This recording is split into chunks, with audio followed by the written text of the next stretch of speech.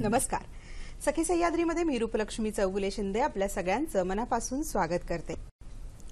केंद्रीय दक्षता आयोगाच्या सूचनेनुसार सरदार वल्लभभाई पटेल यांच्या जयंतीनिमित्ताने 31 ऑक्टोबर ते 5 नोव्हेंबर आपण भ्रष्टाचार विरोधी जनजागृती सप्ताह साजरा करत आहोत सर्व सरकारी आणि निमसरकारी कार्यालयांच्या अंतर्गत. मंडळी, अशा प्रकारचा एखादा सप्ताह मुळात आपल्याला साजरा करण्याची वेळ येते हीच दुर्दैवाची गोष्ट आहे. म्हणजे भारतासारखा देश जो विकसनशील देश आहे, विकासाच्या वाटेवर अगदी जलद गतीने ज्याची घोडदौड सुरू आहे, अशा देशाच्या विकासामधला सगळ्यात मोठा अडथळा म्हणजे भ्रष्टाचार. आणि हे सगळे आपण जाणतो.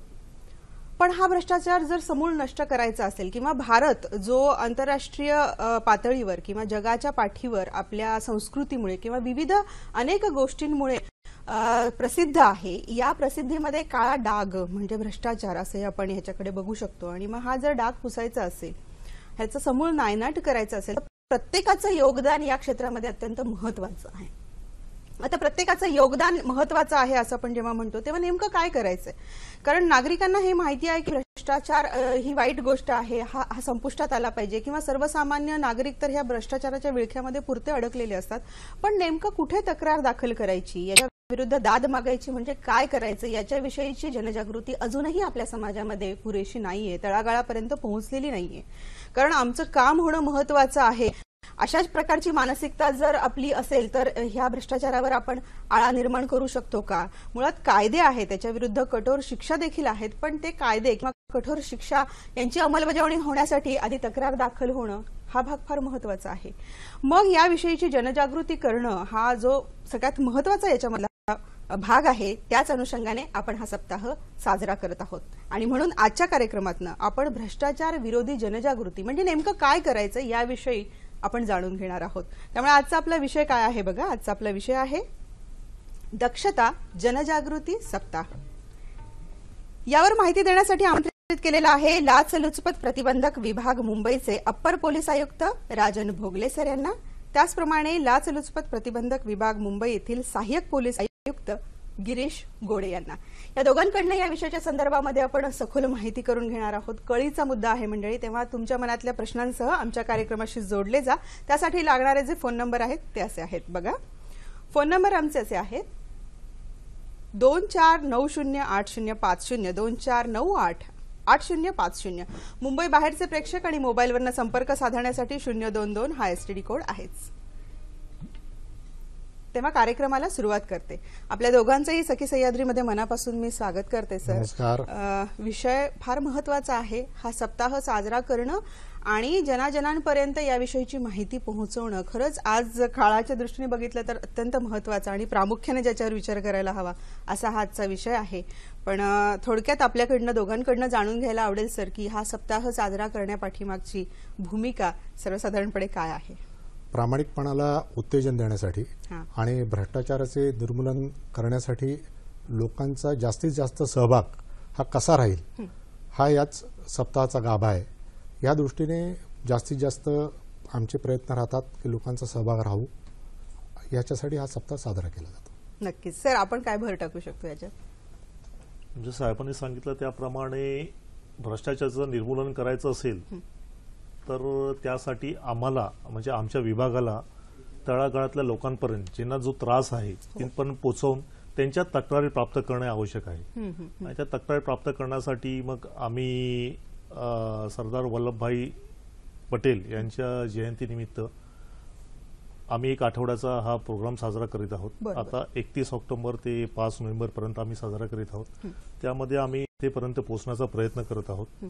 त्यामध्ये आमच्याकडे व्हेरियस माध्यमच आहेत, ती जनतेपर्यंत जावीत, त्याद्वारे जनतेला जे आहेत त्या ठिकाणाहून त्यांनी तक्रारी कराव्यात. आम्हाला आमचं असं एक्सपेक्टेशन नाही की प्रत्येकाने आमच्याकडे यावं, ते सुलभ व्हावं तक्रारी येणं. यासाठी आम्ही वेगवेगळी माध्यमं जवळजवळ 9 माध्यमं आम्ही क्रिएट केली आहेत. त्या माध्यमातून आम्ही त्यांच्या तक्रारी स्वीकारतो आणि त्या तक्रारीनंतर आम्ही आमच्या विभागामार्फत प्रोसिडिंग करतो आणि त्या तक्रारीचं शेवटी चौकशी झाल्यानंतर काय निष्पन्न झालं ही बाब आम्ही त्यांना पुन्हा फीडबॅक देतो. महत्वाचा भाग आहे सर, कारण लोकांच्या मनामध्ये अशी एक भावना असते की आम्ही तक्रार करतो पण पुढे त्याचं काय होतं या मुद्द्यावर आपण चर्चा करूच या सर. परंतु जेव्हा आपण असं म्हणतोय की भ्रष्टाचाराचं आज तळागाळापर्यंत पोहोचलंय, फार मोठ्या प्रमाणात आपल्या देशाला ही समस्या भेडसावते, मुळात नागरिकांना हे माहिती आहे का सर की भ्रष्टाचार नेमका कुठल्या कुठल्या पद्धतीला आपण भ्रष्टाचार म्हणू? भ्रष्टाचाराचे आपण जर हे प्रकार बघितले तर त्याच्याबद्दल काही सांगता येईल का की कुठल्या कुठले भाग असे आहेत, कुठल्या गोष्टी अशा आहेत की ज्याला आपण भ्रष्टाचार किंवा लाच असं म्हणू शकतो? शासकीय कार्यालयामध्ये जनतेचे कायदेशीर जे काम करून देण्यासाठी लोकसेवकाकडनं जी काही लाचेची मागणी होते त्यासाठी त्यात रोख रक्कम मागितली जाते, मोबाईल्स मागितले जातात, विदेशी दारूच्या बाटल्या मागितल्या जातात. ह्या पद्धतीची जी काय मागणी आहे ती एक भ्रष्टाचार ह्या संज्ञेत गणली जाते.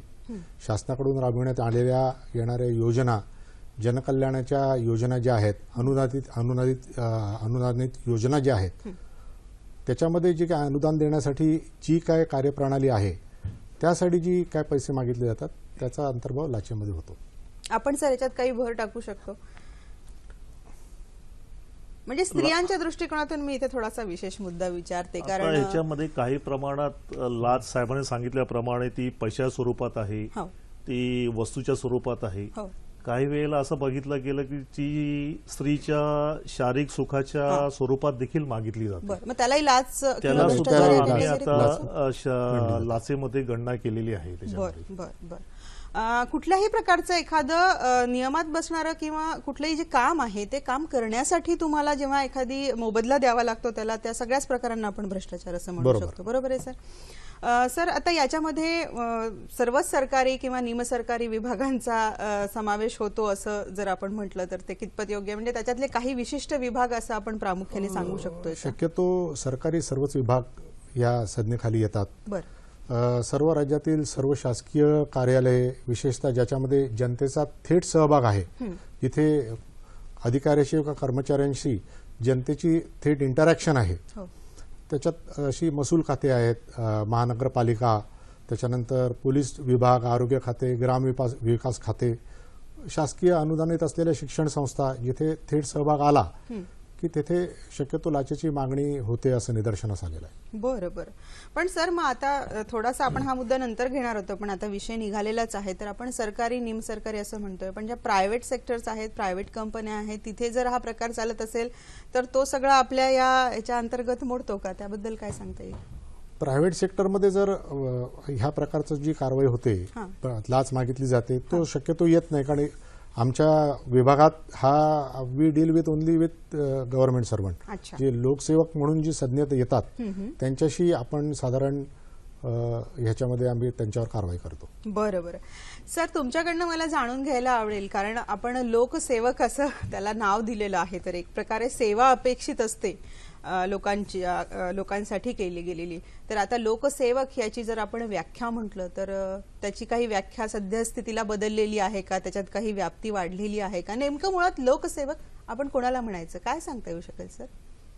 भ्रष्टाचार प्रतिबंधक अधिनियम 1988 मध्ये कलम 2 क मध्ये लोकसेवकाची एक विस्तृत व्याख्या करण्यात आलेली आहे. त्याच्यामध्ये सर्व सरकारी नोकरांचा समावेश होतो. तसेच सरकारी काम करण्यासाठी काही व्यक्ती किंवा काही संस्था फी स्वरूपात किंवा कमिशन स्वरूपात पैसे सरकारकडून प्राप्त करतात काम करण्यासाठी, तर ते सुद्धा ह्या व्याख्येमध्ये, ते लोकसेवकाच्या व्याख्येमध्ये त्यांची गणना करण्यात आलेली आहे. त्या व्यतिरिक्त आहेत स्थानिक स्वराज्य संस्था, म्हणजे महानगरपालिका, नगरपालिका, ग्रामपंचायती, यांना सुद्धा सहकार लोकसेवकाच्या व्याख्येमध्ये घेतलेलं आहे. त्याचप्रमाणे न्यायाधीश, तेथील कर्मचारी, शासकीय कंपन्या, लोकसेवक आयोगांचे सदस्य, निवडणूक आयोगांचे सदस्य, विद्यापीठांचे कुलगुरू यांचा सुद्धा लोकसेवकाच्या व्याख्येमध्ये त्यांनी समावेश केलेला आहे. काही सहकारी संस्था आहेत ज्या जरी खाजगी असतील तरी पण ते गव्हर्नमेंटकडून अनुदान प्राप्त करतात. त्यामध्ये काही संस्था कृषी विभागाशी संबंधित आहेत, काही उद्योग विभागांशी संबंधित आहेत, काही बँकांशी रिलेटेड संस्था आहेत, पण त्यांना शासनातर्फे अनुदान मिळते.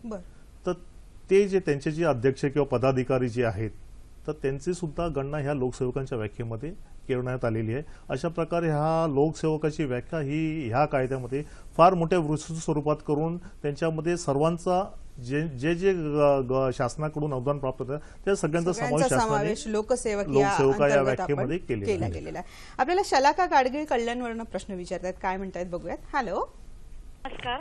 नमस्कार. शलाका गाडगीळ कल्याणहून प्रश्न विचारू इच्छिते.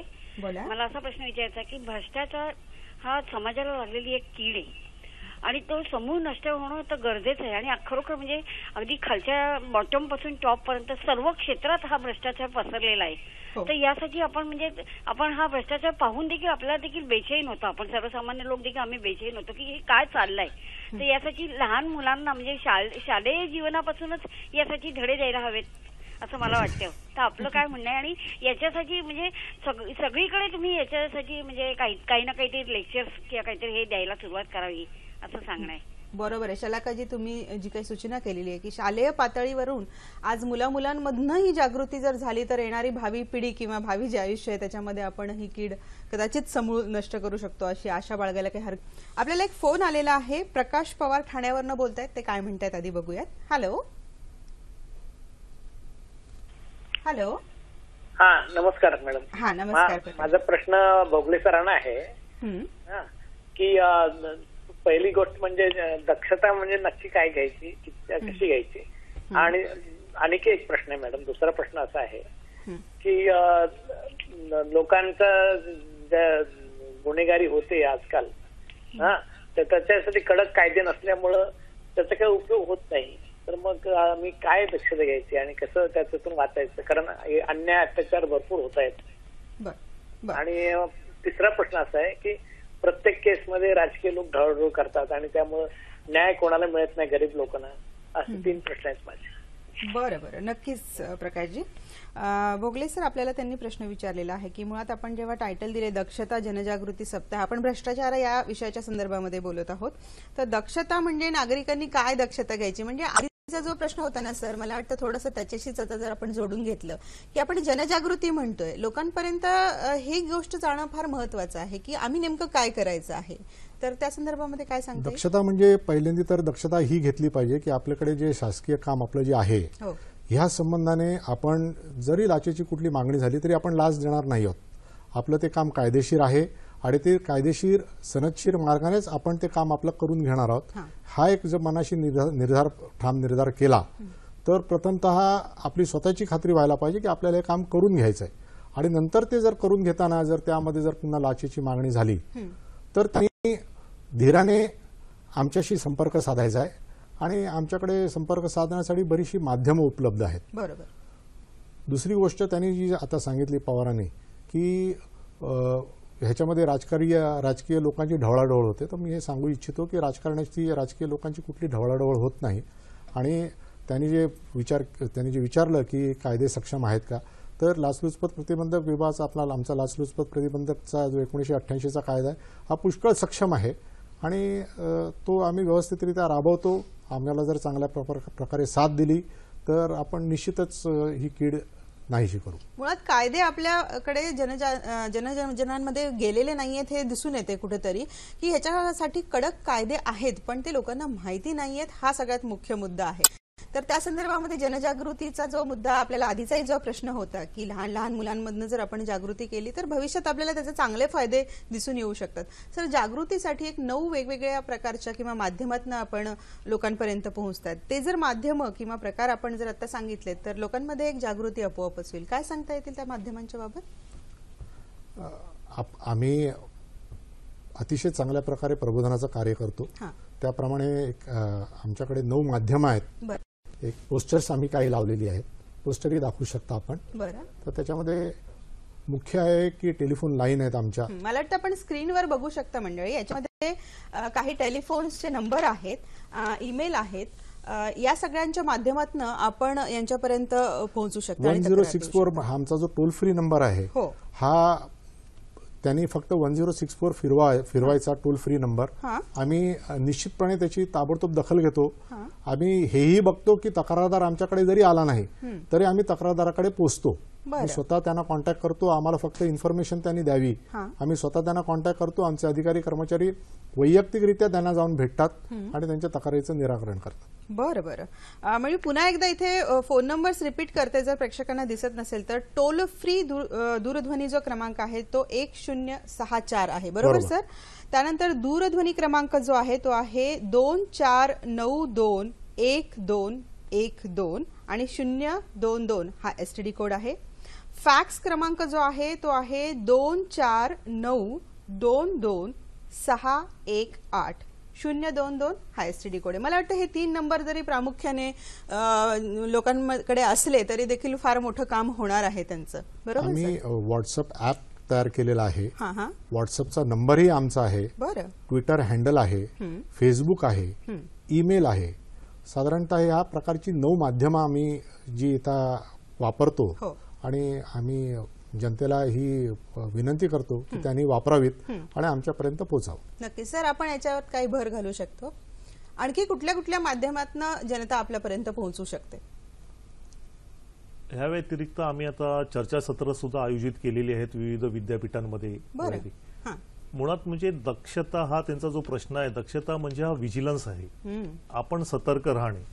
जिथे भ्रष्टाचार चालू आहे किंवा जिथे लाचखोरीचं प्रमाण चालू आहे ह्याच्या संदर्भात आपण दक्ष राहून ती माहिती घेऊन ती माहिती आमच्यापर्यंत ह्या माध्यमातून पुरवणे हे प्रत्येक जनतेचं काम आहे.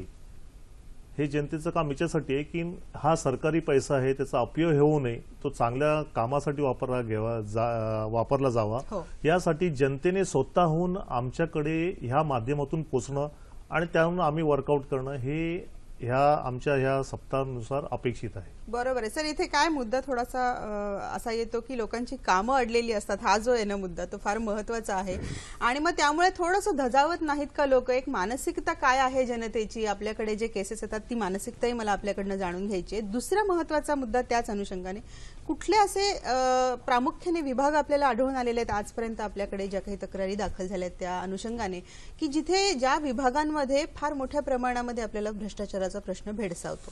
दोन्ही प्रश्नांवर काय सांगता? आता प्रामुख्याने जर सांगायचं झालं की प्रामुख्याने महसूल विभाग हा अग्रक्रमी आहे. सेकंड नंबरला, दुसऱ्या नंबरला पोलीस विभाग आहे. बरं. तिसऱ्या नंबरला MACB आहे आणि चौथ्या नंबरला महानगरपालिका जी आहे बरं. ती साधारण ह्या असे साधारण पहिले 4 क्रमवारीमध्ये येतात. बरं. हे चौघे येतात त्याच्यात. सर, मग या विभागांमध्ये थेट डायरेक्ट नागरिकांचा संबंध येतो म्हणून हे प्रमाण जास्त आहे निश्चित. जो नागरिकांचा जिथे जिथे मगाशी मी सांगितल्याप्रमाणे थेट संबंध जिथे जिथे येतो आणि इंटरॅक्शन असते आणि जिथे नागरिकाला माहिती असतं की ह्या अधिकाऱ्याकडे किंवा या कर्मचाऱ्याकडनंच माझं काम होणार आहे, तिथे लाचेची मागणी जास्त होते. सर, आपण काय याच्यावर आणखी प्रकाश टाकू शकतो? साहेबांनी सांगितल्याप्रमाणे महसूल खाते, पोलीस खाते, तसेच महानगरपालिका, विक्री कर विभाग, सार्वजनिक बांधकाम विभाग, म्हाडा, शिक्षण खाते अशी प्रामुख्याने जे खाते ज्याच्यामध्ये मोठ्या प्रमाणात लाचखोरीचं प्रमाण दिसून आलेलं आहे आम्हाला. आणि जनरली हे प्रमाण कसं आहे की जिथे लोकांची कामं असतात, महसूल खात्यामध्ये 7/12चा उतारा प्राप्त करणं असू दे किंवा फेरफाराची नोंदी असू दे किंवा एखादी काहीतरी योजना सरकारने आणलेली आहे आणि त्या योजनेचा लाभ घेण्यासाठी तुमच्याकडून ते पैशाची मागणी करतात.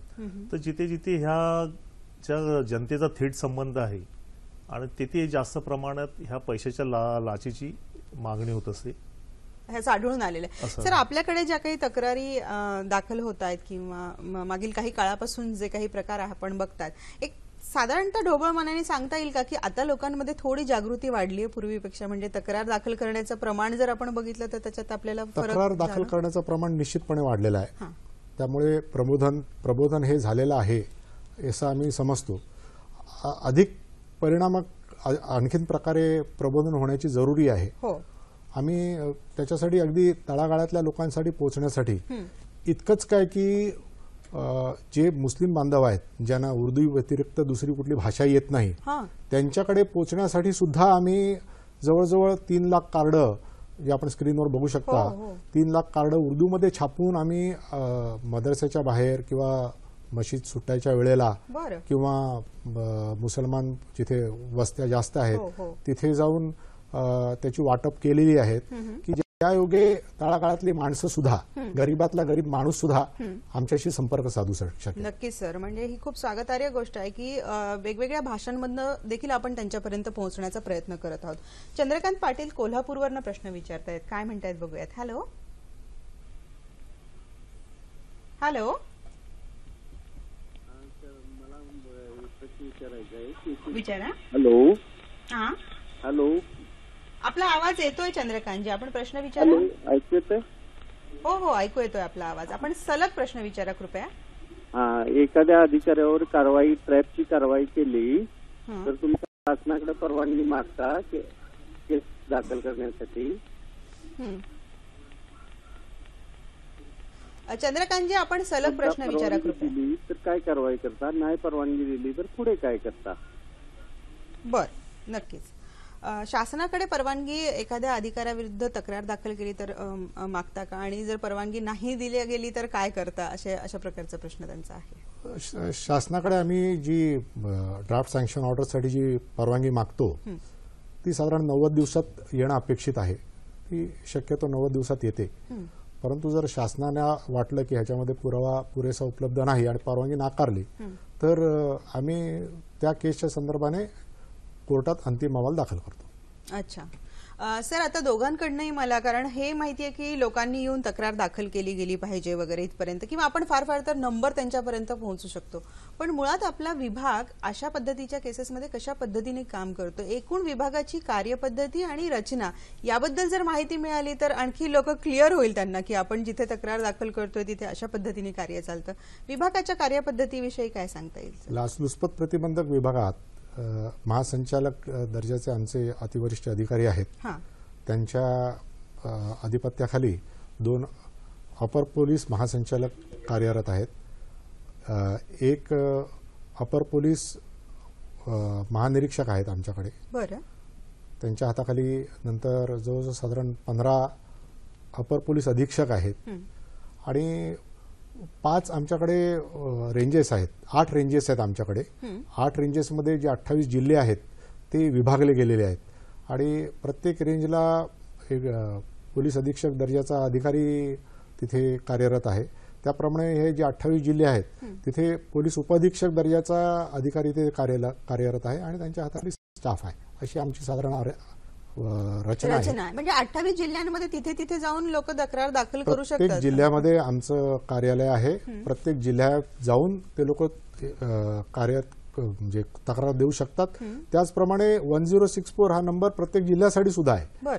म्हणजे तिथे 1064 फिरवलं त्या जिल्ह्याला तो कनेक्ट होऊन त्याचं निराकरण ते लोक तिथे करू शकतात. बरं सर, केंद्र सरकार आणि राज्य सरकार असं पातळीवर हे कार्यालय किंवा ही कार्यपद्धती कशा पद्धतीने चालते त्याविषयी आपण काय सांगाल? केंद्र सरकारने केंद्रीय कर्मचारी किंवा केंद्रीय स्तरावर जे जाणारे भ्रष्टाचार आहेत हे निर्मूलन करण्यासाठी केंद्रीय स्तरावर त्यांनी central bureau of investigation ACB anti corruption ब्युरोची स्थापना केलेली आहे. ज्या केंद्र सरकारी कर्मचाऱ्यांशी ज्या संबंधित तक्रारी आहेत किंवा भ्रष्टाचार संबंधीच्या तक्रारी आहेत तर तो विभाग त्यांचा चौकशी करून निपटारा करतो. राज्य शासनासाठी राज्य शासनाने अँटी करप्शन ब्युरो मुंबईमध्ये स्थापना केलेली हेडक्वार्टरची आणि जे राज्य शासनासंबंधी जे आहेत कर्मचारी आणि विभाग यांच्या तक्रारी आम्ही सॉल्व्ह करतो. समजा एखादा केंद्रीय कर्मचारी आहे ज्यांची तक्रार म्हणजे आमच्याकडे आलेली आहे आणि ती आम्हाला लगेच वर्कआउट करायची आहे तर आम्ही ती वर्कआउट करून नंतर आम्ही ती पुढे हँडओव्हर CBIला करू. बरं सर, तक्रारीचे पण प्रकार वेगळे असतील किंवा जे काही प्रॉब्लेम्स असतील त्याचे प्रकार वेगळे असतील, तसे चौकशीचे पण प्रकार वेगळे वेगळे आहेत का? त्याविषयी काही सांगता येईल, प्रकाश टाकता येईल? चौकशीमध्ये आमच्याकडे तक्रार प्राप्त झाल्यानंतर आम्ही त्या तक्रारीचं स्वरूप पाहतो. ती जर तक्रार लाचलुचपत प्रतिबंधक विभागाशी संबंधित असेल तर ती आम्ही दाखल करून घेतो. जर ती तक्रार लाचलुचपत प्रतिबंधक विभागाशी संबंधित नसून जर ती इतर विभागांशी, तर शासनाकडे इतर बरेच सारे विभाग आहेत त्यांच्याही संबंधित असेल तर आम्ही कार्यवाहीसाठी त्या विभागाला पाठवतो आणि त्याप्रमाणे आम्ही तक्रारदारांना कळवतो. त्यानंतर आमच्याशी विभागाच्या संबंधीच्या तक्रारी आहेत तर त्यांचा आम्ही स्टडी करतो आणि आमच्याकडे गोपनीय चौकशी म्हणजे ज्याला डिस्क्रीट इन्क्वायरी असं म्हणतात, दुसरा उघड चौकशी, असे 2 प्रकार आहेत. तर गोपनीय चौकशीमध्ये ज्याच्या लोकसेवकाविरुद्ध तक्रार आलेली आहे तर त्याच्या संदर्भात आम्ही गोपनीय माहिती प्राप्त करतो आणि ही माहिती त्या लोकसेवकाला न कळता किंवा आपली चौकशी चालू आहे असं न कळता आम्ही इतर रीतीने ती माहिती प्राप्त करतो. त्या माहितीवरून जर आम्हाला ठोस काही माहिती प्राप्त झाली जेणेकरून आम्हाला त्याची उघड चौकशी करणं आवश्यक आहे असं आम्हाला आढळून आलं तर आम्ही आमचे महासंचालक यांच्या आदेशाने किंवा ज्या कर्मचारी ज्या वर्गातला आहे त्याप्रमाणे आम्ही शासनाकडून किंवा त्या विभागाच्या सक्षम अधिकाऱ्याकडून आम्ही उघड चौकशीची परवानगी घेतो आणि मग त्याप्रमाणे उघड चौकशी करून तसा अहवाल शासनाला आम्ही सादर करतो आणि त्याप्रमाणे आम्ही ते तक्रारदाराला देखील आम्ही अंततः कळवतो. बरोबर, म्हणजे गोपनीय आणि उघड पद्धतीने अशा दोन्ही पद्धतीने चौकशी आपण करू शकतो. याविषयी अधिक माहिती घेऊयात सर. योगेश आपल्याला ठाण्यावरनं बोलतायत, काय म्हणतायत बघूयात. Hello hello hello. हा, प्रश्न विचारा. हा, नमस्कार मॅडम. नमस्कार.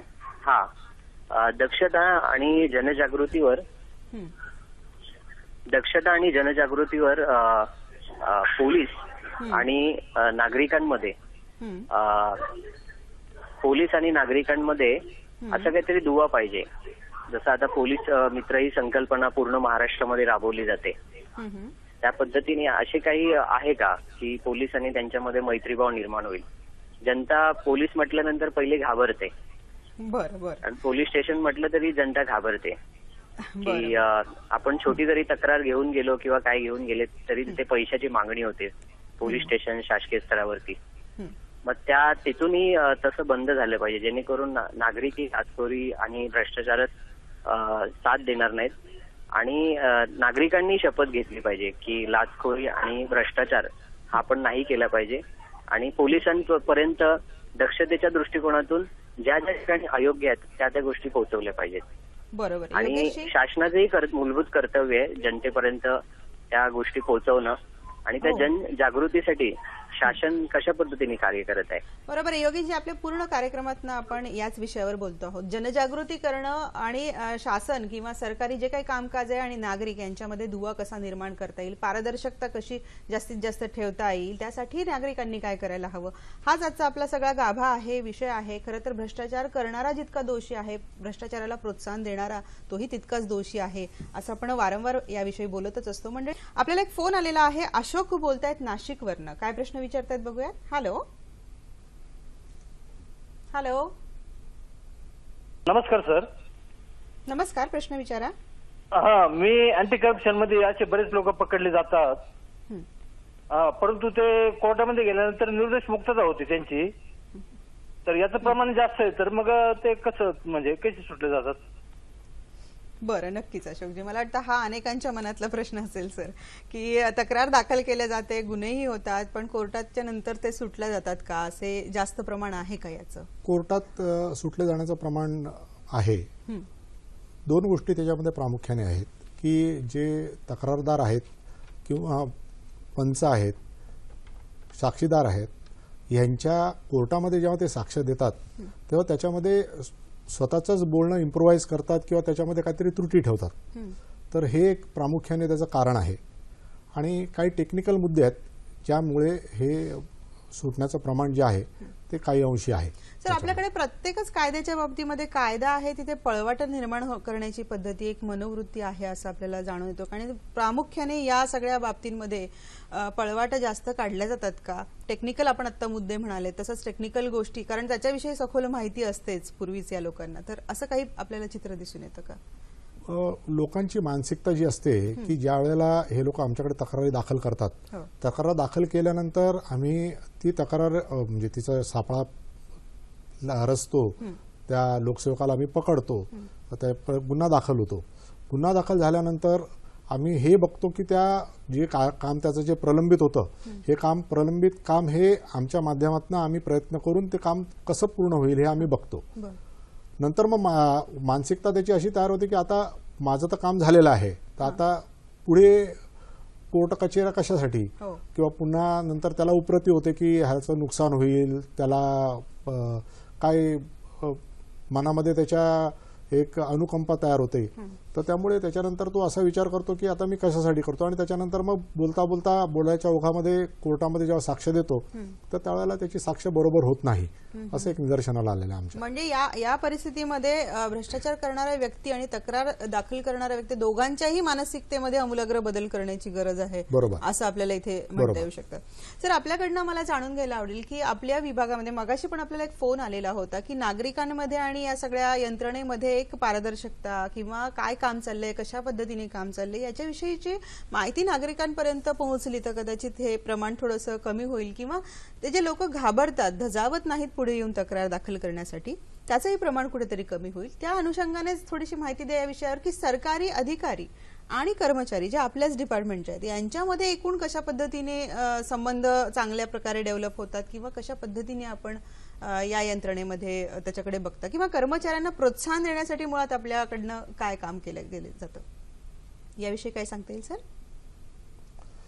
आमची ताकद ही सर्वसाधारण लोकच आहेत. बरं. सर्वसाधारण लोक जर आमच्याकडे पोचले नाहीत तर आणि आम्हाला माहिती दिली नाही तर आमच्या विभागाचं कामकाज पुढे चालू शकत नाही. बरं. त्यासाठी आमचे जे अधिकारी आणि कर्मचारी हे प्रामुख्याने पोलीस डिपार्टमेंटमधूनच आलेले आहेत. त्यांचा जनसंपर्क फार चांगला असतो. त्या विभागात त्यांनी त्या भागामध्ये काम केलेलं असतं. तर त्यामुळे त्यांच्या माध्यमातूनही आम्ही तक्रारदार मिळवण्याचा प्रयत्न करतो. त्याचप्रमाणे जिथे थेट सहभाग आहे लोकांचा आणि अधिकाऱ्यांचा, कर्मचाऱ्यांच्या, अशा विभागामध्ये आमचे कर्मचारी अधिकारी हे जातात. बाहेर तक्रारदार कोण आहे का, पीडित कोण आहे का हे आम्ही बघतो. शाळा कॉलेजेसच्या ऍडमिशन्सच्या वेळेला डोनेशनची मागणी केली जाते का तेही आम्ही बघतो. त्याच्यानंतर सरकारी योजना काय काय वेळेला दाखल केल्या जातात, अनुदानं दिली जातात. तर ही अनुदानाचं वाटप ज्या ठिकाणी होतं त्या ठिकाणी आम्ही जाऊन बघतो की ह्याच्यामध्ये काही भ्रष्टाचार आहे का, काही पैसे मागितले जातात का, आणि हे प्रकर्षाने आम्ही सातत्याने काम करत असतो. अच्छा, म्हणजे तक्रार आपल्याकडे स्वतः येऊन कोणी दाखल करण्याच्या आधी देखील काही विभागांकडे आपण लोक नजर ठेवून आहात की ज्या विभागांमध्ये काही गैरप्रकार चालतोय का याचा आपण आपल्या विभागाच्या तर्फेच जरा चाचपणी करत असता. बरोबर सर? प्रोएक्टिव्हली आम्ही फार काम करतो ह्याच्यामध्ये. प्रोएक्टिव्हली आम्ही लोकांना सांगतो आणि त्याच्या माध्यमातून आम्ही तक्रारदार मिळवण्याचाही प्रयत्न करतो. प्रबोधनही होतं. आणखीन ही आमची ताकद आहे. बरोबर आहे सर. माणिकराव इंगळे अकोल्यावरून आपल्याला प्रश्न विचारतायत. Hello hello hello sir. Hello. प्रश्न विचारा. मी माणिकराव इंगळे बोलतोय अकोल्यावरून. आणि माझा प्रश्न एक असा आहे मॅडम की ज्या काही ह्या मालमत्ता जप्त होता, अँटी करप्शन मध्ये जप्त केलेल्या मालमत्ता आहेत तर त्या म्हणजे शासन जमा होतोय की अजून काही कुठे विल्हेवाट होती त्यांची? बर, नक्कीच माणिकरावजी काय सांगता येऊ शकतं सर? मालमत्ता जी कोर्टाच्या आदेशाने आम्ही जप्त करतो ती शासन जमा होते. रोकड जी असते तीही शासन जमा होते त्याच्यामध्ये, आणि कोर्टाचा निकाल जसा लागेल आणि त्या निकालाच्या अधीन राहून मग त्याची पुढे विल्हेवाट लावली जाते. परस्पर विल्हेवाट होत नाही त्याच्यात. ओके, शासनाकडेच ती जमा होते असा सर इथे आपल्याला दिलासा देत आहेत की सगळी जी रक्कम आहे ती शासनाच्या सुपूर्द केल्या जाते. सर, सापळा कार्यपद्धतीविषयी आम्ही बातम्यांमधनं किंवा न्यूजपेपरवरनं बरंच आम्ही वाचतो, ऐकतो. ही सापळा कार्यपद्धती नेमकी काय आहे सर? तक्रारदार जेव्हा आमच्याकडे कार्यालयात येतो तेव्हा कार्यालयातले जे प्रमुख असतात, आता आमच्याकडे मुंबई विभागामध्ये अपर पोलीस आयुक्त साहेब जे आहेत त्यांच्याकडे हा तक्रारदार थेट जातो. त्याचं नावही कोणी विचारत नाही. ते त्याची चौकशी करतात. त्याचं काम कुठल्या विभागाकडे प्रलंबित आहे त्याची चौकशी करतात. काम प्रलंबित असल्याची खात्री करतात, तक्रारीची बाबत खात्री करतात. आणि त्याच्यानंतर आम्ही एक टीम मुकर्रर केली जाते. ती टीम जाते, त्याच्यानंतर पडताळणी करते त्या तक्रारीची. पडताळणी केल्यानंतर मग त्याच्यामध्ये पुढे सापळा कारवाई केली जाते. इथे तक्रारदाराचं नाव गुप्त ठेवलं जातं. कारवाई होईपर्यंत कोणालाही काही त्याच्याबद्दल समजत नाही आणि अत्यंत गुप्त पद्धतीने हे काम चालतं.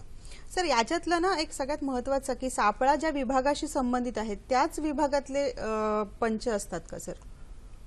आमच्याकडे जे दररोज निरनिराळ्या विभागातनं पंच आम्ही मागवतो हो. आणि आमच्याकडे साधारण महिन्याभराची आमच्याकडे कुठल्या विभागाचे आम्ही कुठल्या दिवशी पंच मागवणार आहे त्याची आमच्याकडे लिस्ट असते. हां. आता ज्या वेळेला ज्या विभागात सापळा असेल, समजा महसूलचा सापळा असेल तर पंच हे त्या विभागाचे कधीच नसतात. म्हणजे ज्या विभागात सापळा लावलेला असतो, ज्या विभागातील लोकसेवकाच्या विरुद्ध, त्या विभागाचे पंच आम्ही कधी वापरत नाही. अच्छा. ते दुसऱ्या विभागाचे पण शासकीय पंच असतात आमच्याकडे. बरोबर आहे. सर, आपण काय आणखी माहिती देऊ शकता, कारण आपण हा जनजागृती सप्ताह साजरा करत आहोत, बरोबर? तर आणखी आपण वेगवेगळे आणखी कुठले माध्यम आहेत भविष्यामध्ये की ज्या माध्यमांच्या द्वारे आपण लोकांपर्यंत जाऊ शकतो आणि जनतेमध्ये एक निर्भयपणे येऊन जनता आपल्यापर्यंत तक्रार दाखल करू शकते, असे आपण सध्या काय करत आहात आणि अजून भविष्यामध्ये आपण त्याच्यावर काय योजना काही आहेत का, त्याबद्दल आपण काय सांगाल सर? सध्या आपण आता जनजागृती सप्ताहांतर्गत आपण वेगवेगळ्या प्रकारची पोस्टर्स बनवलेली आहेत. हो. ती पोस्टर्स आपण जिथे जिथे जनतेचं दळणवळण जास्त आहे हो. अशा ठिकाणी, जस्ट लाईक रेल्वे स्टेशन्स, बस स्टँड्स किंवा बसेस, हो. एसटी स्टँड, एसटी याच्यामध्ये आपण ती पोस्टर्स लावतो आणि त्या वेळेला तिथे जी जनता उपस्थित असते त्यांना सुद्धा आपण त्या पोस्टरविषयी माहिती देतो आणि त्यांच्याबरोबर आपण ती पॅम्पलेट सुद्धा वाटतो आणि त्यांना सांगतो तुमच्या संदर्भात जर काय तक्रार असेल तर आमच्याकडे या. त्याबरोबर आम्ही जे शासनाचे विविध विभाग आहेत त्या विभागाच्या बाहेर सुद्धा आम्ही ती पोस्टर्स लावतो आणि तिथे जे उपस्थित नागरिक आहेत त्यांना देखील त्यांची माहिती देतो. आता आम्ही पथनाट्य देखील विविध विभागामध्ये करतो. एखादी छोटी स्टोरी घेऊन ती NGO मार्फत आम्ही ते नाट्य उभारतो आणि आम्ही विविध ठिकाणी पथनाट्य करतो आहोत आम्ही तिथे. असे वेगवेगळे माध्यम आहेत. अशा प्रकारे आणि आम्ही आमच्याकडे जी माध्यमं आहेत त्यापर्यंत तुम्ही कसे आमच्याकडे पोचाल ही माध्यमाची आम्ही प्रसिद्धी करतो, जेणेकरून लोकांना आमच्यापर्यंत पोहोचणं इझी जाईल. बरोबर. आणि आता जागृती नागरिकांमध्ये फार मोठ्या प्रमाणात झालेली आहे, त्यामुळे नागरिकही दक्ष आहेत, सजग आहेत, आणखी भविष्य काळात अधिक होतील अशी आशा आपल्याला करायला काही हरकत नाहीये. सर, एक सगळ्यात महत्वाचा मुद्दा की भ्रष्टाचार करणाऱ्यांच्या मनामध्ये भीती नाहीये का, आणि जर नसेल तर ती भीती निर्माण करण्यासाठी नेमकं काय करायला हवं? भीती त्यांच्या मनात निर्माण झाली आहे असं म्हणणं काही योग्य ठरणार नाही. कारण आमच्याकडे ज्या पद्धतीने तक्रारीमध्ये वाढ आम्हाला जी दिसून येते आणि तक्रारीचं प्रमाण वेगळ्या वेगळ्या प्रकारे, मागणीचं प्रमाण ज्याप्रमाणे आमच्याकडे आम्हाला दिसून येतं, त्यामुळे त्या तक्रार लाच घेणाऱ्यांच्यामध्ये भीती निर्माण झाली असं म्हणता येणार नाही.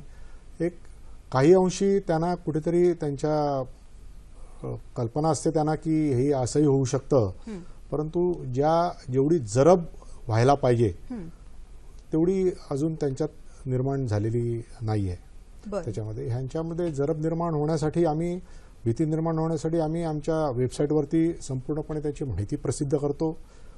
फोटोही त्यांचे येतात, मीडियामध्ये बऱ्याच प्रमाणे त्यांना प्रसिद्धी दिली जाते, परंतु तरी लाचखोरीचं प्रमाण हे बऱ्यापैकी जास्त आहे. बरं, म्हणजे आपल्याकडे ज्या तक्रारी येतात त्याच्यावरनं आपण हा निष्कर्ष काढू शकतो की प्रमाण आपल्याला जितकं कमी व्हायला हवं आहे तेवढ्या प्रमाणामध्ये होत नाहीये असं आपण इथे म्हणतोय का सर? किंवा काही आपण असे आम्हाला उदाहरणं दाखल देऊ शकता की डायरेक्ट नागरिक येऊन आपल्याकडे तक्रार करतात का? काही उदाहरण देता येतील? नागरिक तर आमच्याकडे येऊन तक्रार करतात. त्यातनं काय होतं की बऱ्याच कर्मचाऱ्यांना किंवा बऱ्याच खात्यांना, डिपार्टमेंटना असं वाटतं की जो माझ्याकडे आता ज्याच्याकडे मी लाचेची मागणी करतो हा लाचलुचपत प्रतिबंधक विभागाकडे पर्यंत हा पोहोचणार नाही किंवा ह्याचा एवढा वकूब नाही किंवा हा तिथे जाईल आणि तक्रार देईल. आता आमच्याकडे एक अत्यंत गरीब अशी बाई, जिचा एक डंपर होता आणि तिला सॉल्व्हन्सी सर्टिफिकेट पाहिजे होतं, ते सॉल्व्हन्सीचं सर्टिफिकेट एक तलाठी देत नव्हते. तर ती अत्यंत गरीब अशी बाई आमच्याकडे जी आली आणि तिचं जे आमचा यशस्वी सापळा कारवाई झाली, तर त्यावरनं आम्हाला असं निदर्शनाला आलं की जी काही कार्यालयं जी अशी ओपन नाही आहेत किंवा 8 ठिकाणी आहेत जिथे जायला व्यवस्थित मार्ग नाही, किंवा जसे आमचे बाकीचे ठिकाणचे जे असं समजा सिंधुदुर्ग म्हणा, रत्नागिरी म्हणा, या ठिकाणची जी कारवाई जी होते 60-60, 70-70 किलोमीटरवरती जाऊन आमच्या अधिकारी कर्मचाऱ्यांना करायला लागते. त्यामुळे तिकडच्या अशा कार्यालयांना हे समजूनच येत नाही की ह्या प्रकारे अशी तक्रारी लोक करू शकतात किंवा इतक्या लांब जाऊन तक्रारी देतात आणि आपल्यावरती कारवाई होते. त्यामुळे ही जी त्यांना डोक्यामध्ये जी त्यांच्या कम्युनिकेशन गॅप किंवा ही दुरावा असा जो आहे, त्यामुळे त्या अशा ठिकाणचं दुर्गम ठिकाणचं पण लाचेचं प्रमाण आहे.